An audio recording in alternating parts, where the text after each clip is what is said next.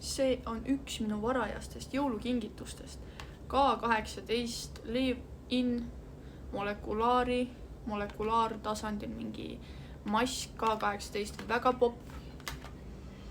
Ja see maksis megalt. Mingi üle 70 €. Aga K18 asjad maksavadki palju. Ja ma ostsin ka Olapleksi mingi üle-eelmine nädal, täiega hästi töötab. Aga ma tahtsin lihtsalt ise oma naha proovida, et kuidas, ja selle Kerastase selle anti-hair fall seerumi ka. Ma ei tea, minu meelest täitsa hea.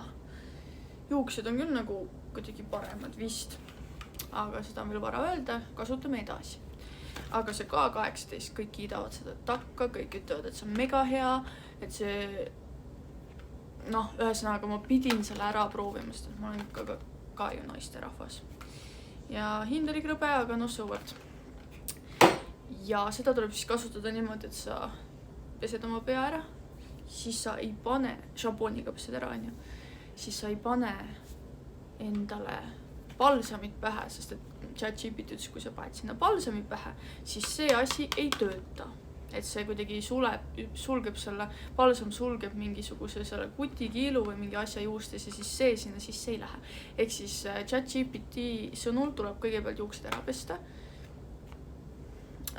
pesta, ära loputada, balsamit ei pane, tuled dušilt välja, natuke kuivatada oma nagu rätikuga juukseid, mitte nii, et nad oleks nagu mega tilkuvad, aga jah. Ja siis paned seda pähe. Et jah, ma järgmine pesukord proovin.